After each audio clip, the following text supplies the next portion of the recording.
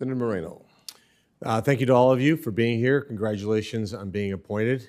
Sit back and wonder how President Trump is getting such highly qualified nominees as you. It's always an inspiration to see all of you willing to serve your country.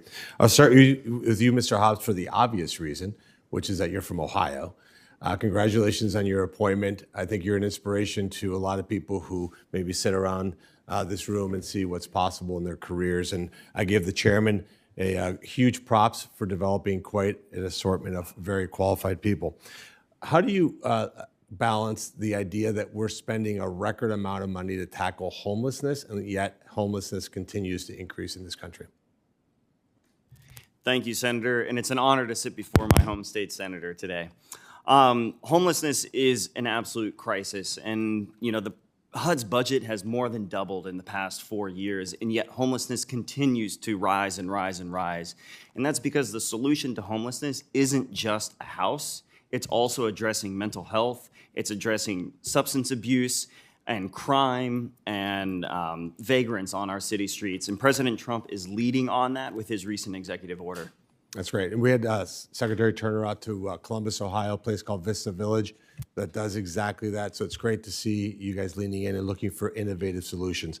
Mr. Kurtz, I know that you claim to be from Georgia, but your heart is in Ohio. Is that correct? I am quite the Browns fan, yes, Senator. There you go. Perfect. I just want to make sure. And that's not easy, by the way. Let me just point out, that's not easy to do. That's leading questions. So thank you for being here as well, and talk a little bit about what you think what you're going to be doing when it comes to tackling the housing sector that you're going to be overlooking. Yes, Senator. So thank you for the question, and again, thank you for the time that we were able to share earlier this week with you and your staff as well. Ultimately, the issue of housing availability and affordability is going to be tackled and accomplished at the local level. What the federal government can do is we can lead on this issue, and we can provide resources to execute to that end. What we're seeing currently is the programs that we have established here at the Department of Housing and Urban Development, and specifically within my office, have a very onerous and duplicative set of requirements to draw down that money. So essentially, in order for any community in our states and localities to take money from HUD, they have to have people on staff full-time who have the expertise in how to write one of these grants. That boxes out countless communities throughout our country that are ready and willing to develop, but barely have enough people in their offices to just turn the lights on. So what I look forward to doing, if confirmed, is joining Secretary Turner's team and looking to take inventory of those programs and looking at ways to make them more effective and efficient to that end. Well, thank you. And Mr. Pickleton and Mr. Burke, one of the things that's really been a great tool for President Trump to combat these narco-terrorists is designating these groups as foreign terrorist organizations. Are you willing to work with our office to see how we can expand that, especially in Colombia, where these terror groups are really wreaking havoc? Mr. Pickleton, we'll start with you. Senator, thank you for the question. I certainly look forward to working with you and providing any support that I can from the CFIUS perspective. Thank you. Thank you, Senator. Yes, if confirmed, I look forward to continuing that discussion with you and your staff. Perfect. Dr. Myron, just some really quick questions for you. I know you've taken a lot of questions already. Have you ever lied on a mortgage application with the objective of getting a lower interest rate? Thank you, Senator. I have never done that. Well, you're already ahead of the game then. That's good news.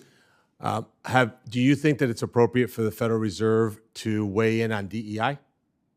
Thank you, Senator. I don't believe that is a responsibility. About the climate cult? Do you think that's something that the Federal Reserve should be weighing in on? It is not something the Federal Reserve should be weighing in on. Do you think that they should have been weighing in on the wiseness of pandemic spending that set records for government spending? Do you think it was wise for the Fed to encourage that? I don't believe it was wise for the Fed to advocate for one fiscal program over another. Do you think it was wise to claim that inflation was transitory when it was destroying working Americans for 3 or 4 years? I don't believe that was wise either. And do you think it's wise for the Federal Reserve Chairman to advocate for the forgiveness of student debt? I would not make such a recommendation myself. So it seems like what we're talking about here, Mr. Chairman, is restoring the independence of the Fed.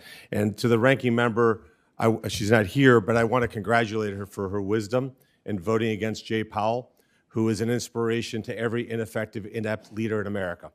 And hopefully, we can get that Federal Reserve stronger again with independent-minded people who actually take politics out of it.